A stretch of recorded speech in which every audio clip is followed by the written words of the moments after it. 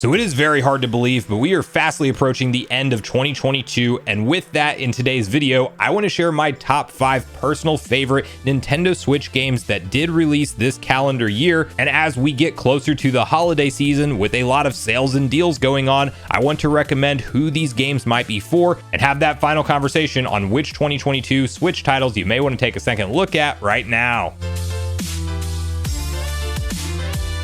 What's up, Nation? If it's your first time on the channel, make sure you join Sunbro Nation by subscribing below, hit the like button on this video if you enjoy it today, and make sure you turn on your bell notification icon so you're kept up to date with all the newest gaming news. As I mentioned, guys, today we're taking a look back at the year of 2022, which I think you can argue was very good for Nintendo Switch fans as a whole, as we had a ton of different notable releases, games that I had a fantastic time playing through this year. And it is crazy that, yes, we are quickly going to be wrapping up the rest of 2022, and at the time of filming this video, one asterisk to this top 5 list that I will be going over with you guys is that Pokemon Scarlet and Violet are not out yet, and I could definitely easily see those slipping into this top 5 list that we will be talking about. This is in no particular order, but rather just 5 memorable titles that stick out to me when we talk about Nintendo Switch releases in 2022. And to kick off the conversation today, we have to start with none other than the best Pokemon game I have played in so many years,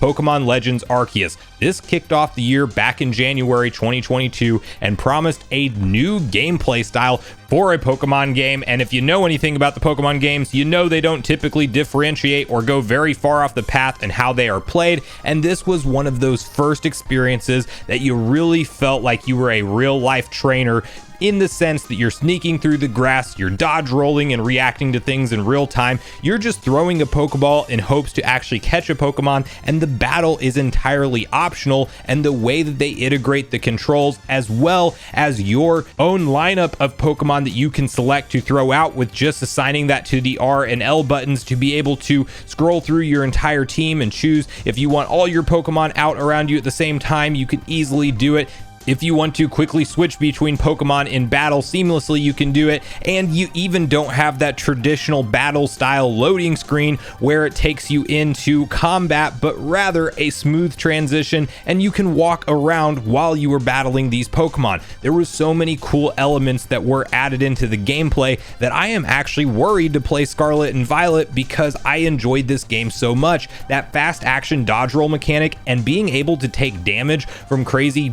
giant Pokemon in the overworld was a really nice touch. And yes, it wasn't the most traditional thing for a Pokemon game, but I think that was the shakeup that it needed. It also brought in open zone exploration, not fully open world, but you did have a linear path of progression, but giant landscapes to go conquer at a time as you progress through the story. And while we don't typically see Pokemon games go on sale, I do think that if you can pick this up on a buy 2 get 1 free type sale, or even if you just have to break down and buy it at full cost, or wait until later when it will hopefully eventually get discounted, I definitely think that Legends Arceus is one that even if you are not traditionally a Pokemon fan and you don't traditionally pick up every title and you don't think that you will enjoy them, you might enjoy this experience because it is that different and what I think should be a core formula for Pokemon games going forward in terms of gameplay mechanics. So Pokemon Legends Arceus, a must-own Nintendo Switch 2022 title in my personal opinion. From there, we have to talk about a very recent release,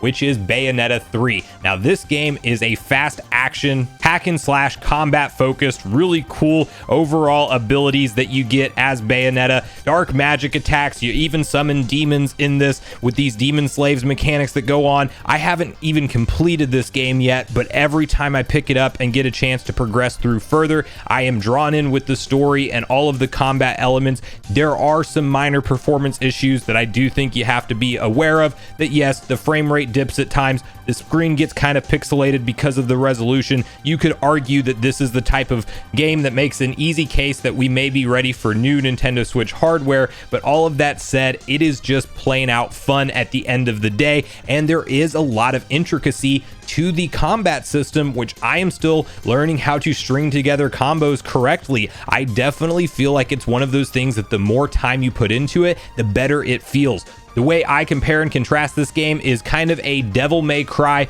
meets like old school God of War style gameplay when it comes to slaying a ton of enemies on screen and surviving, and then having these epic giant boss fights that is literally one after the other in Bayonetta 3. Not to mention you have a really integrated story kind of evolving throughout and really getting new layers of depth as you go. And I won't give away any spoilers as you get further into the game, but this is one that if you like a great narrative, great story, but also heavy action combat with really cool skill tree abilities and unlockables as you go, and even outright different characters that you have to play as and master in the game's progression, this is another 2022 Nintendo Switch release that I think everybody needs to take a second look at this year. Now, next up on our list is none other than Kirby and the Forgotten Land, and this is the exact style of gameplay and treatment that I think fits a character like Kirby, and Nintendo did a fantastic job with the level design, the platforming, the unique abilities that Kirby can utilize in this game,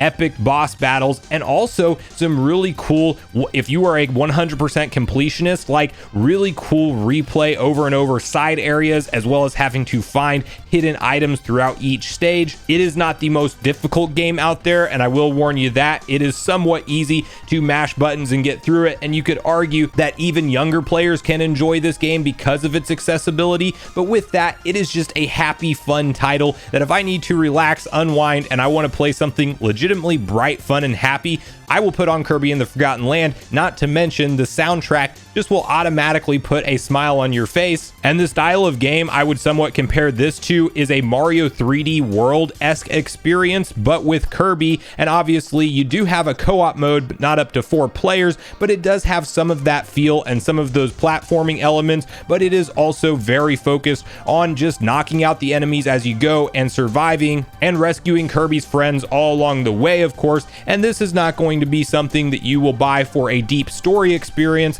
but when it comes to a lighthearted, fun action platformer game, I do think that this is a notable one, and I'm just hopeful we get more 3D Kirby installments similar to this. As recently at Nintendo's latest financial briefing, this game's selling fantastic, so I think there's more to come. So if you love the pink puff and you're ready to get a new cool Kirby game experience, which by the way, there's plenty to choose from, we're even around the corner from a Wii Kirby port known as Kirby's Return to Dreamland Deluxe, I believe, if that's the title, coming out in 2023. But this one, Kirby and the Forgotten Land, I think is one that you should actually add into your Nintendo Switch collection,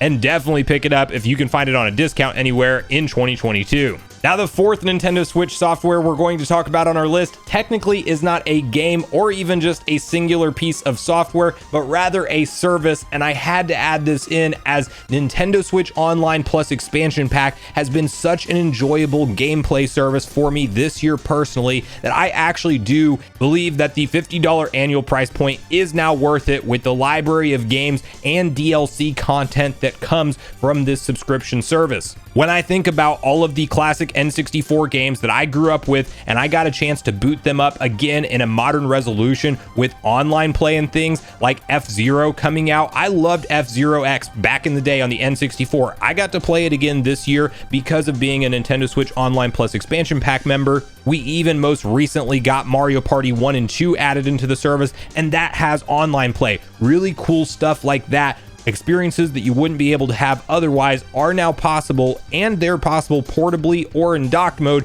because of this service. I still like to purchase my games, but I will say that while making virtual console purchases in the past, I tend not to hook up my Wii and Wii U just to experience those, and having the flexibility of always knowing that I'm having a growing library of games each and every month as Nintendo continues to make new additions to the service, I am a happy paying subscriber at this point, not to mention the fact that we got things added in like Mario Kart 8 Deluxe Booster Course Pass DLC, which has 6 waves, 2 of which are already out. The third is fastly approaching, and just about every quarter now, or every 4 months rather, you get to expect new Mario Kart 8 Deluxe tracks that you can hop into and enjoy. And Mario Kart being one of my favorite franchises of all time, anytime I have an excuse to hop back into that classic title and play again, it's a fun time for me. And so when I really thought about my most memorable experiences so far in 2022, that one had to be an honorable mention. While it's not one purchasable game, it is a service, I definitely think that the value is there as you look at the larger library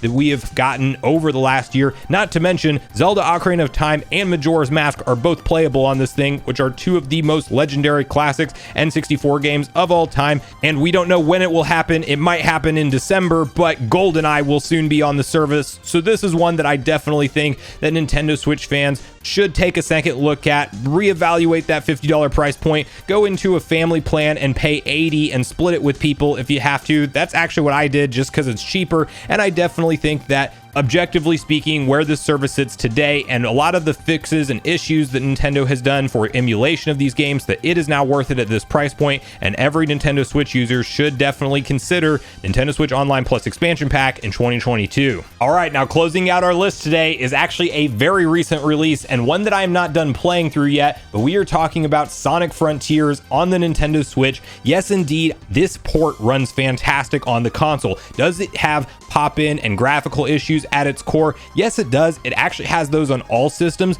but I think that the quality of this port to the Nintendo Switch hardware is very notable, and I have a dedicated review up that I will have linked at the end of this video if you want to check it out in more detail. But this is legitimately fun. This is a fun 3D Sonic installment. The open zone layout and level traversal just works right for the blue hedgehog, and it is also a good mix to go between the big open exploration style gameplay and the classical 3D Sonic platforming fast action style gameplay where you're going through and trying to collect the red rings and beat the level as fast as possible to get that coveted S rank. And they've kind of mixed a bunch of different 3D Sonic elements into one, not to mention they actually evolved the combat in a direction it needed to go with a very fun skill tree that you can continue to unlock new Sonic abilities as you go. An interesting story to some extent. I will not recommend to buy this game for the story experience, but rather all of the fun that the gameplay has to offer. And they really went above and beyond with the giant colossal boss concept, because some of the enemies that you find yourself facing are outright huge, and the fact that that just runs perfectly fine with Sonic blazing around them and messing them up with his combo abilities, it's pretty impressive that a game like this looks as good as it does on the Nintendo Switch. And if you can get past some of the graphical pop-in that happens and really just enjoy it for the fun title it is, I think it is a must own for every Nintendo Switch owner in 2022. And it just came out, so no sales on this one anytime soon, but definitely consider taking a second look at Sonic Frontiers on the Nintendo Switch this year. But at this point in the video, guys, I want to hear from you personally on your top 2022 Nintendo Switch games, whether they're first party Nintendo or third party. What were your most notable titles that came out this year? Which ones would you recommend me to check out that I maybe missed throughout the year? So regardless of your thoughts and feelings on everything we talked about today, I do look forward to hearing from you all in the comments down below before you leave the video, as I do look forward to getting a back and forth conversation started with you all around these topics. Go watch my Sonic Frontiers full Nintendo Switch gameplay review next if you haven't already. Also make sure you like, subscribe, turn on your notification bell, and I will see you guys in the next video.